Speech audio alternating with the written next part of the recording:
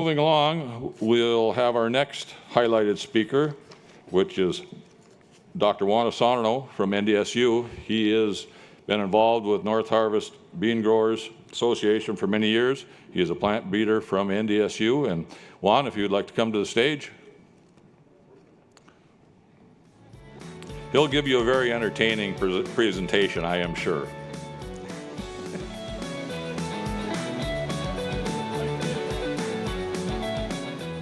Can you hear me well? Yes? All right, that's good. I don't need to be strapped to the podium here. No, that's fine. I'm wired here. I am good, yes. Thank you. Thanks for being here. Now that Chelsea made us all hungry with those nice dishes and everything, you gotta stay with me for a little bit and talk about varieties and stuff and all the things that we do in the breeding program, right? Let's go back. So we talk about food aid, we talk about how beans gray out. Let's go back to the beginning, right? The varieties, the stuff that I always tell people, you know, one of the nicest things about being the plant breeder is that you are right at the beginning of that food chain, right? That bean value chain that we all kind of share. So let's see. I'm going to tell you about new varieties. As always, you know, it's been my goal in the last few years to make sure that you all get new varieties that you can try and test. I'm going to talk a little bit about what our NDSU varieties were performing this last year, kind of a selfish exercise, because I want to see how our material that we're releasing to the public is doing, right? Then I'm quickly going to go through a few examples. I mean, I always have a lot of things to tell you, but not enough time, of course. So we'll just show a few examples of things that I think that would be really interesting for this audience here. And then a little bit of historical perspective that Hans Candel, our colleague from Extension, was doing the other day. Some of you have seen some of this information in the Getting It Right event that happened right before Christmas. I think it was December 21st, if I remember well. So, yeah. And it was actually sponsored by Northarvest as well. Growing season, many of you already know that Jody Vanderwall was our research technician in the program for 42 years. He retired last April. It was a big hole to fill because, you know, he was a really great guy. I didn't need to think about many of the little things that you need to think in a program, right? So that was both sad and happy situation for him because now he's enjoying his grandkids and his family, right? So we got, it was really hard to find people with that skill set. I've been talking with some of you about this, knowing the field part, but also knowing the science of what we do. It's a rare skill. Luckily, I got two new assistants, Mac and Cameron, there on the back of the room there. So hopefully we're back in track. We have full crew. We'll be blowing up again all the horses this summer for the next growing season. Everything goes back as usual. Harvest, it was good. I mean, the growing season in general, I would say it was okay. I think everybody was pleased because we were probably expecting less than what we actually ended up getting for most of us, right? If you look at this, at the state average for 2022, this just happened to be out last week, 18 bags per acre, which I think is good because we're usually a little below that on our historical average. So I think overall it's pretty good to see that, and I think it was an overall good season in spite of some challenges there. The harvest was pretty dry, which is usually not the case, right? We're battling, sitting, waiting for the fields to dry so we can go and get those beans out, but I think that wasn't the case this year, right? Okay, I present you ND Rodeo Slow Darkening Pinto Bean. That's our newest release. I think it's gonna be another good option for the farmers, especially those who are dealing with slow darkening pintos. Is kind of a market that is there. Love or hate relationship. I'm hearing some people are like, this is the best thing that happened to me in my operation. Others tell me I don't want to deal with them at all, right? So in the meantime, we're just going to keep both markers kind of going there. But you can see it compared to all the usual suspects there. Here is another comparison with conventional pintos, right? And you can see, of course, that contrast of color that we're all kind of used to see on the slow darkenings, which is the kind of the main attribute of it, right? Chelsea was talking about the DR. DR loves slow darkenings. Remember, they have to put all these beans into cold storage. So it's very expensive for them. As soon as they get those beans in the DR, they want to sell them as quick as possible before they get dark. So they love a slow darkening because they don't require as much refrigeration as, or cold storage as another bean. The history of the line comes from a cross that I made a few years ago of Lariat. Everybody knows Lariat. It was one of the most commonly grown pintos in the region, right? And then I crossed it with a line from Dr. Phil Miklas from USDA-ARS. I think Phil is around, no? There you go. Phil is over there. Good. So here you go. Your federal taxes at your service right there, right? That material came back to me, and that's how we get this material here. Instead of putting all those words there, let's look at the data, right? And I think that would be more compelling. But this is what we have found so far across. Remember, every time I come and talk to you about a variety here, it means we've been doing a ton of testing across different trials, different locations, different years. So you here have compiled data that goes between 2017 to 2022, right? And as you can see, across all those locations and all those trials, ND Rodeo was yielding about 22 bags, almost 23, right? The next one in that will be La Paz, and very close Monterey, and then, but La Paz and Monterey are conventional pintos. We know they yield well, right? One of the issues that I always hear with slow darkening pintos, they don't yield as good as, the conventional, so the yield is not there. I think we're finally being able to kind of break that barrier there. Look at the Palomino and the Vibrance, because those are slow darkening pintos, right? And you can see the yield difference there. So hopefully, what we're seeing here is kind of a second generation of slow darkening pintos that are kind of taking on what happened with the Palomino and the early stuff that was being released, and now we're moving it a little bit better, right? So I always kind of, I don't want to think exactly, but think about an improved slow darkening Lariat in a way, right? That's what we're looking at here. And everybody loved Lariat back in the days. Stability is always something important for me. I don't want a variety that is kind of a yo-yo situation where, 1 year, one location gives you tremendous yields, you get super excited, and then the next year it kind of flunks, right? And what it shows you, this graph, is all these varieties kind of follow the same pattern because each trial has their own challenges, right? Drought, diseases, other issues, flooding sometimes, right? So that's why you see those things there. The important thing is to make sure that all those lines are following the same pattern. You don't want your variety going nuts or going the opposite route of everything else, right? And I think that shows that the variety is pretty, it's pretty stable. What we found is that, across all those locations, Rodeo, it was always 10% higher in yield than the average of those trials, right? So that's pretty good. Only 4 trials out of, I don't know how many are there, that 25, 26, that we have Rodeo not being above the yield threshold that we want, right? So that's encouraging, right? Regarding other things that are important for us as industry, right? And as growers, seed size, it's important. I think we now are starting to see that second generation of slow darkening pintos that have larger seed size, which has been another complaint from a lot of people in the industry, right? Now we're having something that has 36 grams per 100 versus a Palomino, which is more like a 34.5, right? So we're increasing that seed size too, which is an appealing thing to do. It's crazy. Dry beans are a row crop. We handle beans as a row crop, but there is so many horticultural traits that are very similar to what happens in the vegetable world. It's quite interesting, right? So we have to keep track of all those little things as well.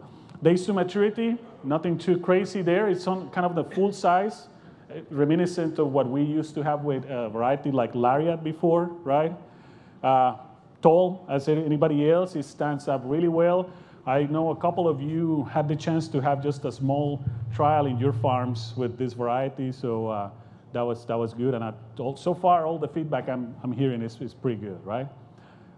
Regarding canning, it's acceptable. Common bacterial blight,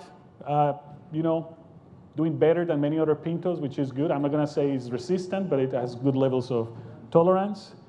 And white mold, we haven't found the holy grail for white mold yet, right? We're still battling with it after dealing with this for so many years, but it's okay. I'm not going to call that susceptible or anything like that. All right, let's move on. Second variety. So I'm not going to only give you one, but two. I present you Red Barn, dark red kidney. And again, this is an interesting situation. I'm probably the only public breeder that works for 2 states, right? Because Northarvest includes both North Dakota and Minnesota growers. Minnesota doesn't have a public breeding program for beans, so therefore I'm the breeder for both states in a way. And I like it, right? And as someone said before, Minnesota is the largest producer of kidneys in the US, about more than 50% of the total, right? So this is important. The kidney shape is something I always have heard that, Montcalm was released in 1973, and we're still growing it, right? Why? Because he has the perfect kidney shape and still yields okay, right? Hopefully, Red Barn is, as you can see in that picture, is now having also that good kidney shape that everybody wants in the market, right? Then we go and cook them, and then the kidney shape is gone, but who cares, right? Anyway, it's been doing really well in that quality. We were really conscious about getting back to that shape that everybody's kind of looking and desiring for this. That's another cross with Dr. Phil Mikla's material here from USDA. It was a line that was having some resistance for common bacterial blight, and I crossed it with one of our breeding lines that I got left by Dr. Grafton back in the days. We were actually considering releasing that breeding line as a dark red kidney, but it has too much of a late maturity that will not be desirable for our growers. So we decided not to do it. But anyway, let me show you the data here. Look at that. Montcalm and Red Hawk, our usual suspects, right? 16 and 14 bags. Look at Red Barn, 19 bags. I mean, that's a big jump right there, right? The only guy that right now everybody talks about is Dynasty, right? Dynasty is a great variety. I personally like it too. We only have tested Dynasty against Red Barn for the last 5 trials. So, I mean, we don't have tons of data to show this, but they are on par, right? They're yielding very, very similar in that regard. So, and again, this is data between 2012 and 2021, 22. So almost 12 years of data there, right? Sorry, 10 years of data, right? Get it? The yield potential is there, right? Hopefully. Same deal. You see that graph kind of showing different trials and the yield per acre. And of course, I don't want to see nothing too spooky, too yo-yo there. Every line kind of follows the same pattern along with the trial that they were being grown in. But look at that number. 17% higher than the average yield of that trial that they were on. So when you commute all that data together, it was only lower yield in one trial than everything else. So that shows you that there is some consistency there that always as a breeder I want to see in the varieties, right? That consistency needs to be there, showing that. So your blue line pretty much is always on top of the chart, which is what you want for your variety, right? We good? Same agronomic stuff, seed size.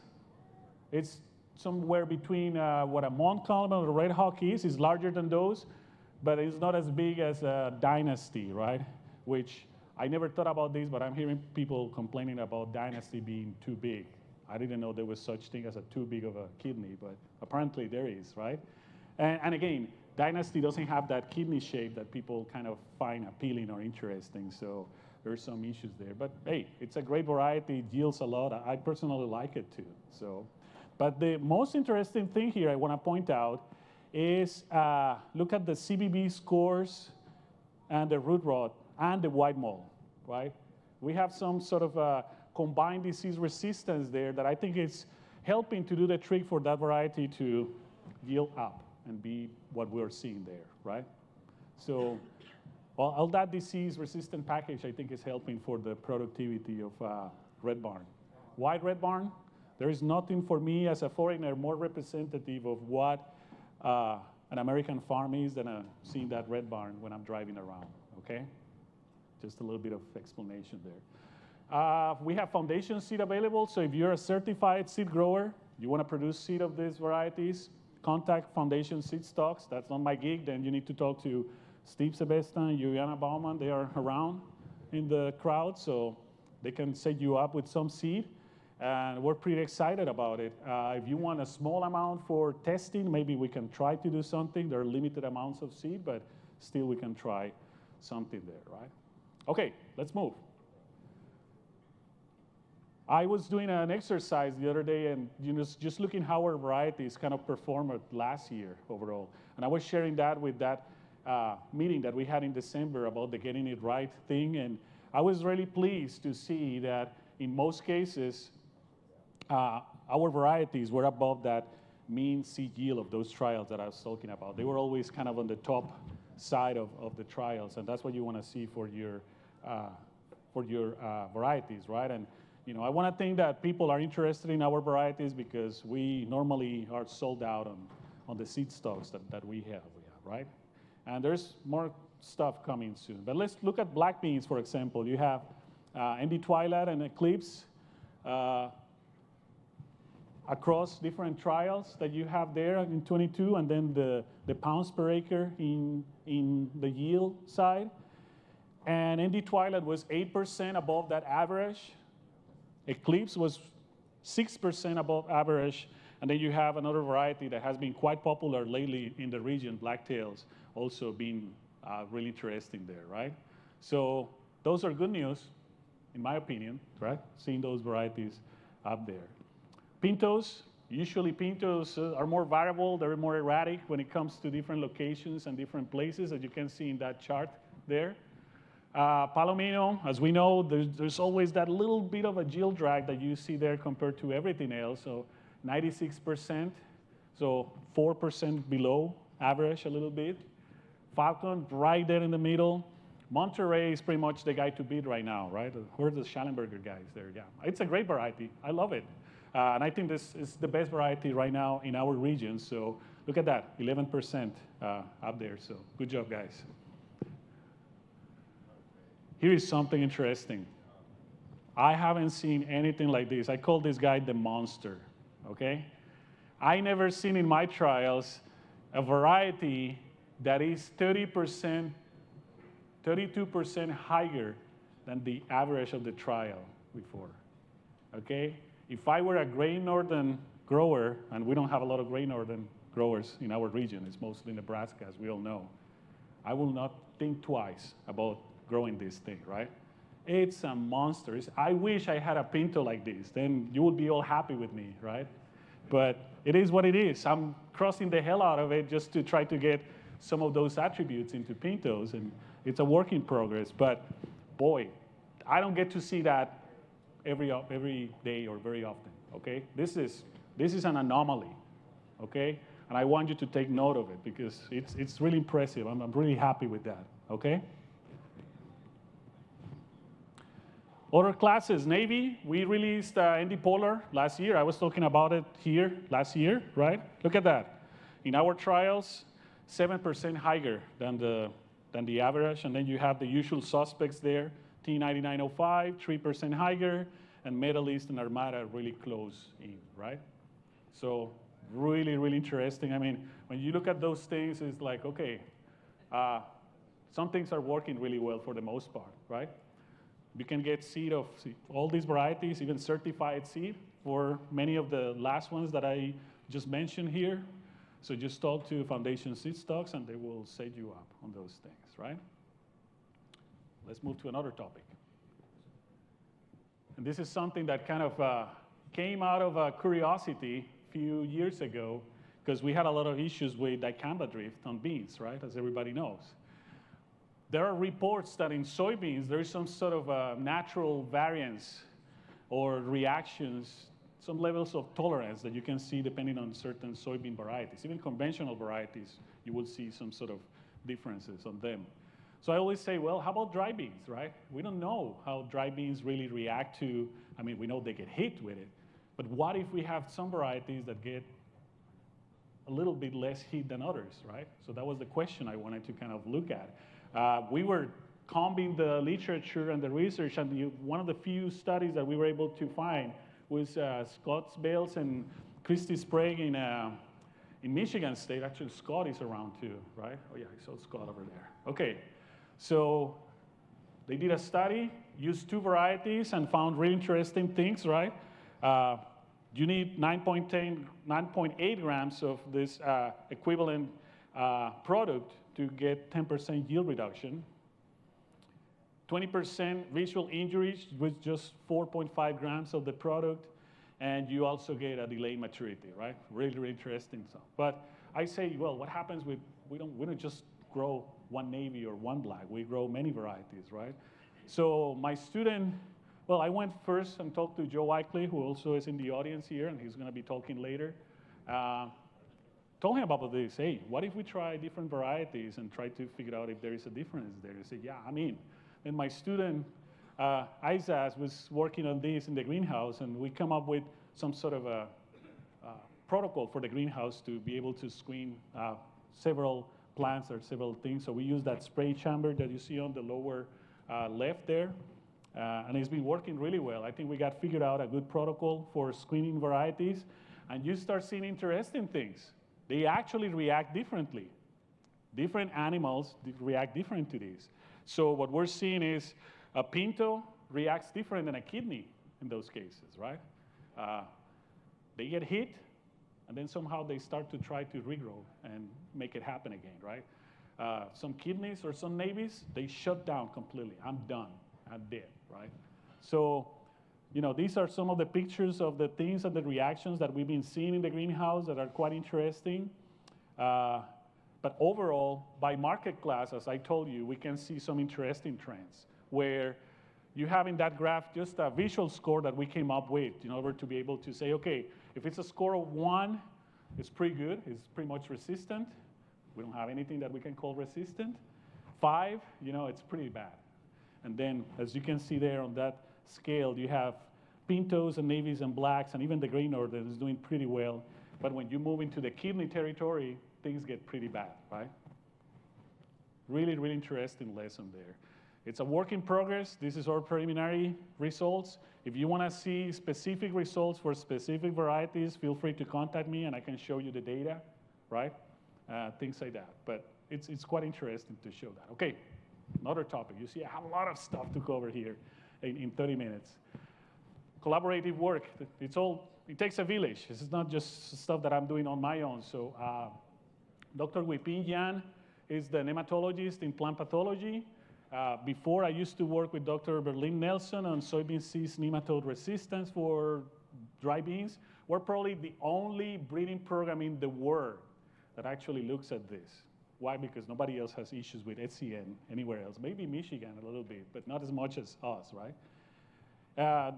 So her student, Harkamal, he's been screening and testing with different strains of the nematode, or they call them types, right? And different, not only varieties, but also my breeding lines, my breeding program as well. Harkamal is here in the audience as well. So not only testing commercial cultivars for the usual types that we have in the region, but also trying to see what is the resistance to potential types that may become important as well, right? And there you have it. That's data generated by her, where you can see different varieties, and then we use something known as the female index. Berlin Nelson has explained that here many times, what a female index works, but pretty much you have a susceptible soybean, and then you pretty much relate the number of eggs of that susceptible versus the bean that you have and create an index, right? And you have different market classes there. This is for the HD type 0, which in my understanding is the most common type we have in the region, right? Okay, yeah, just making sure that I'm not lying here. And good news, 4 years ago, I stood up here telling you we got the first resistant variety for soybean cyst nematode, and it's still holding true after more independent testing, right? So that's great news, because that means I wasn't lying, right? Or making stories here in front of all of you. So that's great news. And then, of course, if you're interested in seeing that data later in more detail, I'll be happy to share. And you can see many other varieties. Yeah, if you guys want to see this later, we can share it. Yeah. We're also screening my breeding lines. I know these numbers don't mean anything to you, but those are the prisoner numbers that we use for the material that we're churning through the breeding program across the years, right? And you can see that there is a lot of variation there for a different type that is extremely aggressive. So no surprise, you're not seeing a lot of resistance there, because this guy, the HG257, is extremely aggressive as far as I know. So we're testing these things with the toughest strains that you cool in many ways, right? We cool? Let's change. This is something that has been going on. It's a collaborative effort with other breeders in the Department of Plant Science at NDSU. We are taking on trying to use all this technology that we have available now to help us become more efficient at measuring the traits that we normally measure in our plots and our trials, right? So instead of having a person going and measuring every plant height, or scoring a disease, or taking days to maturity, what if we had some drones or some technology that could help us just to fly that quickly, bring that data to the office, and try to figure out a way to measure that automatically, right? So that's what we're trying to do here. We got an internal grant within NDSU for precision ag, a lot of collaborators, as you can see here. 2 grad students, Maria and Manogna, are pretty much the ones executing everything here. But the idea is all this thing that in breeding we call phenotyping, which is a fancy word for saying measuring stuff, right? How you measure plant height, how you measure yield, how you measure maturity, et cetera, et cetera. So we're making efforts not only on dry beans, but also in soybean, potatoes, and pulses, right? What we're interested in, hey, any trait. I'll take even one trait that I don't need to go on measuring the field manually, right? But seed yield, canopy coverage, plant heights, plant maturity, stresses, diseases, right? Many things that would be so interesting to kind of look at. So you have here Maria and Manogna just flying the drones, and we also have a little robo-car that's kind of a remote control car that you can drive through. It has multi-spectral cameras, and they record all these things plot by plot in a matter of minutes, right? Then she brings all that data to us, creates some interesting maps where the software is able to recognize each one of those microplots, right? We call that stitching. And then after that, you can process, and those are the cameras that you use. We don't need to get into all details, but if you're curious about it, I can show you what we're using, or Maria can talk to you. But this is the boring part, right? You get all these numbers because you convert all that information into what we call indices, right? And they, depending on what kind of wavelength you're using on those cameras, you get different indices.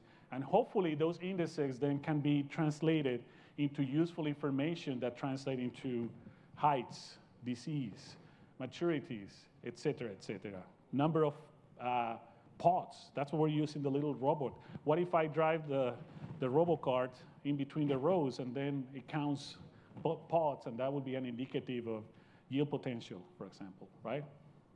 We have a little video that Hans Kandel compiled about this. So I'm encouraging you to, we don't have time today to look at it, but it's only 4 minutes. You can go to YouTube in that link and find it. But yeah, it's a pretty exciting project, and hopefully we can keep, hopefully by next year I can come and tell you, remember guys, I was telling you about this? Now we're measuring on a routine base this trait using this technology, right? So it doesn't stop. Anything that makes us more efficient, I'll take it, whether that's time, money, et cetera, et cetera, et cetera. And as I say, everybody, these new technologies are good. I'll still go to the field because I like going to the field and looking at my plants. And it doesn't mean that I'm going to stop going to the field. Come on, that's the fun part, right? But it helps me to get rid of the trash. It helps me to get rid of the stuff I probably don't need to have in those fields, right? And then it reduces the sizes of my trials and the populations that I have to go through. So think about it as negative selection in a way too, rather than positive. My job is to find the good stuff, but if the haystack where the needle is smaller, it's gonna be a lot easier, right, for all of us. Finally, I want to talk about a little bit of perspective, and this is an exercise that Hans Kandel was doing during this event that we had in December, right? But I always want to make you or remind you that plant breeding is about small increments across time, with few exceptions. But in most cases, we just make little steps, little baby steps to gain, right? So you get, over time, you get all these gains, and big part of those gains can be explained just by genetics, right? What we're doing. I was surprised. I was hearing a talk from a major company, I won't say who, but they were actually being very honest. And they were saying, our #1 hybrid, it's only the top yielding at 60% of the trials that we do. And that's a very honest assumption, because sometimes you hear people say, well, this is the top everywhere, right? I was just saying that for my own varieties, right? So that's a very honest assertion, because that's the reality. Even your best material doesn't mean that it's gonna be best at every place, right? So he made an interesting exercise just using the data for this, right? And as you can see there, we got between 1990, this is North Dakota, black beans. Between 1990 and 2025, 10 pounds per acre per year that we're gaining. This is navy beans, about 20 pounds per acre per year that we're gaining. This is just North Dakota, right? We're making progress. Pinto beans, 17 pounds per acre per year that we're gaining. We're making gains. We just don't see it because we need to go back and see all these large data that we have, right? All that information has been extracted from our Extension Ag Bulletin, the trials. There is booklets outside. Otherwise, if you don't get a booklet, there is a link where you can get that too, or just ask me and I'll be happy to share it with you. That's the link. And all that to tell you that, your checkoff funding, your investment is paying off, right? We're generating all this information for you and all these things. Again, we have many other things that I don't have time to talk about it. But thank you. Thank you for allowing me to be part of this. It takes a village, right? It's a lot of people involved. It's not just me. I'm just putting my face here, but there is a lot of people behind all this great research. And I know I went over time, but again, it was a lot of stuff to show. Yeah, thank you.